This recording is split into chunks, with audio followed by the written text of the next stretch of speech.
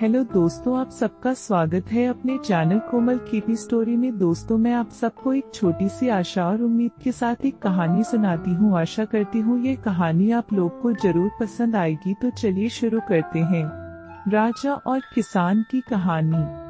बहुत समय पहले की बात है। एक राजा थे, वह अपने राज्य में राज करते थे। राजा बहुत ही विद्वान और न्यायप्रिय थे। सारी प्रजा राजा के न्याय और व्यवहार से काफी खुश रहती थी। सारी प्रजा में संतोष का भाव जागा करता था।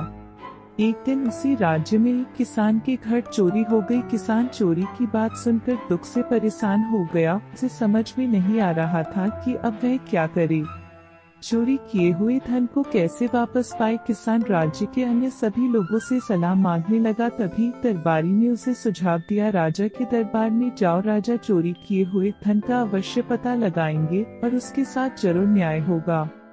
सबकी बात मानकर किसान राजा के दरबार में पहुंचा और राजा के सामने फरियाद करने लगा और राजा से अपने चोरी हुए धन के बारे में बता दिया। राजा ने किसान की बात को सुनकर अपने मंत्री को आदेश दिया, जल्द से जल्द किसान के धन के बारे में पता लगाया जाए। किसान के घर चोरी किसने किया है।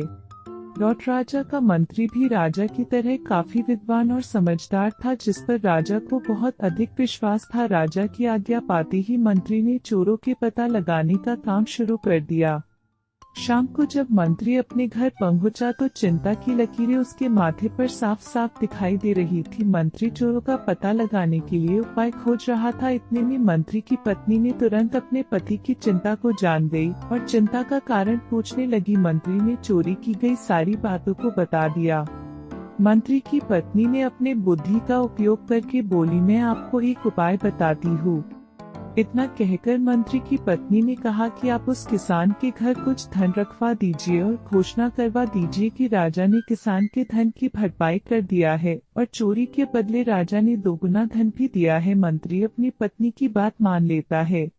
किसान को राजा की तरफ से दोगुना धन दे दिया गया है। मंत्री इस बात को पूरे राज्य में फैला देता है, जिसकी खबर उन चोरों तक पहुंच जाती है। फिर मंत्री अपने पत्नी के बताए हुए उपाय के अनुसार काम करता है। मंत्री किसान के घर अपने पहरेदारों के साथ निगरानी करने लगा।